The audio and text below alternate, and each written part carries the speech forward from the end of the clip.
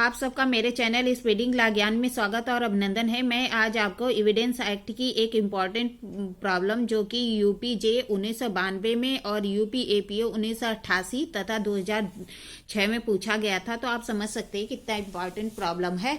अगर आपको इसका उत्तर पता है तो इनबॉक्स में जाकर टाइप करिए और नहीं पता है तो मेरी पूरी वीडियो वॉच कर लीजिए। अ और ब को स की हत्या के लिए संयुक्त रूप से विचारित किया जाता है। क्या कह रहा? अ और ब को स की हत्या के लिए संयुक्त रूप से विचारित किया जाता है। यह साबित कर दिया जाता है कि अ ने कहा कि ब और मैंने स की हत्या की है। क्या ब के विरुद्ध इस संस्कृत के प्रभाव पर न्यायालय विचार कर सकता है? क्या कह रहा है कि अ और ब को स की हत्या के लिए संयुक्त रूप से विचारित किया जाता है। अ और ब को स की हत्या के लिए संयुक्त रूप से विचारित किया जाता है। यह साबित कर दिया जाता है कि अ ने कहा कि ब ने और मैंने स की हत्या की है। तो क्या ब के विरुद्ध इस संस्कृत के प्रभाव पर न्यायालय विचार कर सकता है? ये इंपॉर्टेंट प्रॉब्लम है। आइए देखिए इसका सॉल्यूशन क्या कह रहा है। प्रस्तुत समस्या जो एविडेंस एक्ट की धारा 30 है के दृष्टांत ए पर आधारित है। धारा 30 में धारा 30 में स अभियुक्त की संस्कृति से संबंधित उपबंध किया गया है।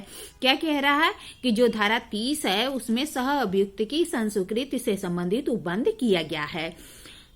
तो धारा 30 को आइए देखते हैं। धारा 30 कहती है कि स अभियुक्तों की संस्कृति, क्या कहती है? स अभियुक्तों की संस्कृति, जबकि एक से अधिक व्यक्ति एक ही अपराध के लिए संयुक्त रूप से विचारित है तो उनमें से एक द्वारा कोई संस्कृत की जाती है, तब संस्कृति वह स्वयं या अन्य व्यक्तियों अन्य सह अभियुक्त प्रभावित होते हैं। क्या कह रहा है? जबकि एक से अधिक व्यक्ति, अर्थात एक से अधिक, 2 हो, 3 हो, 4 हो, जो भी है, तो कह रहा है कि एक से अधिक व्यक्ति। दूसरा कह रहा है कि एक ही अपराध के लिए ऑफेंस क्या होना चाहिए? एक ही होना चाहिए। फिर जो तीसरा कहता है कि संयुक्त रूप से विचारित हो, मतलब कि उनकी ज्वाइंट ट्रायल हो रहा हो, संयुक्त रूप से वह विचारित हो रहे हो।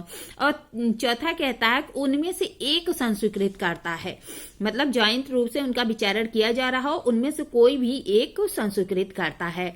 उस संस्कृत को वह स्वयं या अन्य सह अभियुक्त उससे प्रभावित होते हैं। उस संस्कृत से क्या करता है? वह स्वयं प्रभावित होता है तथा अन्य सह अभियुक्त भी उससे प्रभावित होते हैं।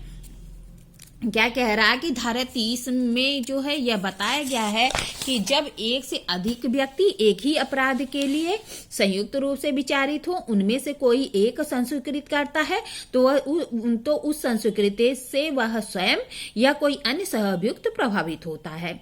तब न्यायालय ऐसी संस्कृति को ऐसे अन्य व्यक्ति के विरुद्ध या ऐसी संस्कृत करने वाले व्यक्ति के विरुद्ध विचार में ले सकता है। क्या कह रहा है कि तब जो न्यायालय है वो क्या करेगा? ऐसी संस्कृति को, ऐसे कन्फेशन को अन्य व्यक्ति के विरुद्ध, कोई अन्य व्यक्ति है उसके विरुद्ध या फिर जो व्यक्ति संस्कृत करता है उसके विरुद्ध विचार में ले सकता है। प्रस्तुत समस्या में अ और ब को स की हत्या के लिए संयुक्त रूप से विचारित किया जाता है और यह साबित कर दिया जाता है कि अ ने कहा था कि ब ने और मैंने स की हत्या की है।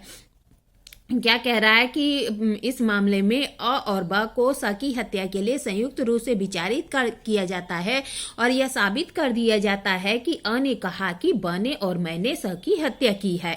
धारा 30 में स अभियुक्तों की संस्कृत केवल संपुष्टिकारक साक्ष्य होती है।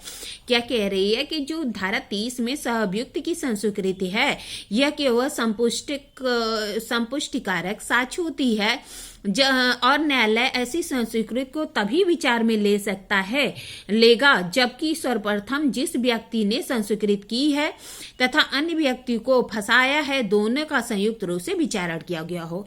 क्या कह रहा है कि जो धारा 30 में संस्कृत की जाती है वह केवल संपुष्टिकारक होती है और न्यायालय विचार में तभी ले सकता है कि जब कि क्या होती, जिस व्यक्ति ने संस्कृत की है या अन्य व्यक्ति जिसे फंसाया गया है, दोनों का क्या है, संयुक्त रूप से विचारण होना चाहिए।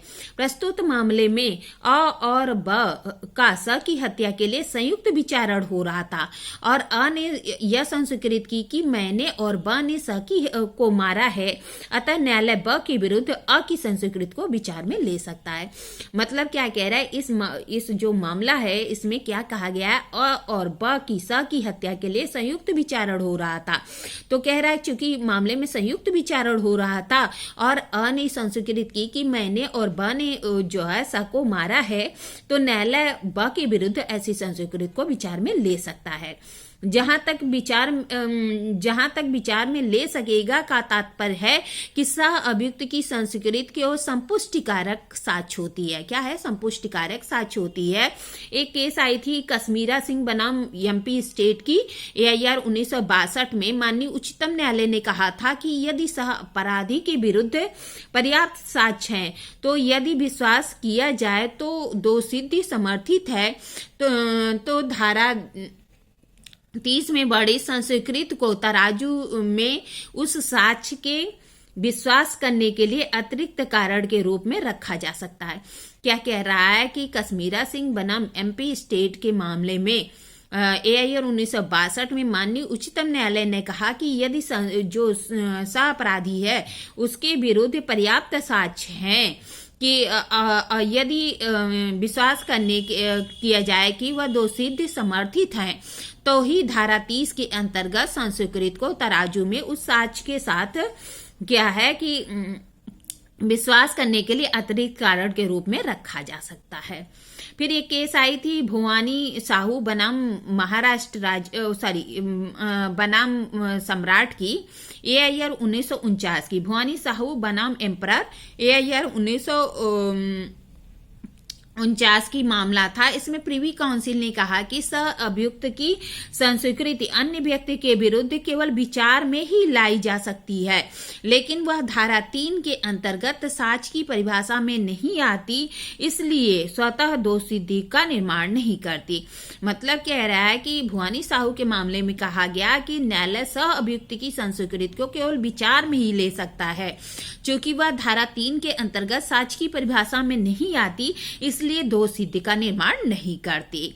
क्या कह रहा है कि जहां की कश्मीरा सिंह के मामले में कहा माननीय उच्चतम न्यायालय ने कहा था कि सहअभियुक्त के विरुद्ध पर्याप्त साक्ष्य है और विश्वास किया जाता है कि वह दोषसिद्ध समर्थित हैं, तभी धारा 30 में वर्णित जो अभियुक्त की संस्कृति है उस साक्ष्य के विश्वास करने के लिए अतिरिक्त कारण के रूप में रखा जा सकता है।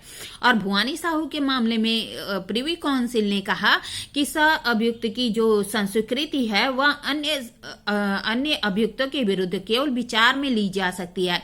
धारा 3 के अंतर्गत यह साक्ष्य की परिभाषा में नहीं आती, इसलिए दोषसिद्धि का निर्माण नहीं करती। इस मामले में क्या हुआ था, अ और ब को स की हत्या के लिए विचारित किया जाता है और यह साबित कर दिया जाता है कि अ ने कहा कि मैंने और ब ने मिलकर स की हत्या की है। तो न्यायालय क्या ब के विरुद्ध ऐसे साक्ष्य को विचार में ले सकता है? तो आंसर है कि हाँ, ले सकता है, लेकिन दोषसिद्धि के लिए अन्य साक्ष्य उपलब्ध हैं, तभी दोषसिद्धि की जाएगी। केवल सहअभियुक्त के संस्कृति के आधार पर किसी भी सहअभियुक्त को दोषी दंडित नहीं किया जा सकता, केवल न्यायालय विचार में ले सकता है। इस तरह मैंने आपको इम्पोर्टेंट प्रॉब्लम बताई, उसका सोल्यूशन बताया। अगर आपको मेरी वीडियो अच्छी लगती तो प्लीज लाइक और सब्सक्राइब करिए, और ऐसे ताकि आपको जब भी कोई भी अच्छी वीडियो लोड हो तो आपको तुरंत नोटिफिकेशन मिल जाए। ठीक है, धन्यवाद, थैंक यू।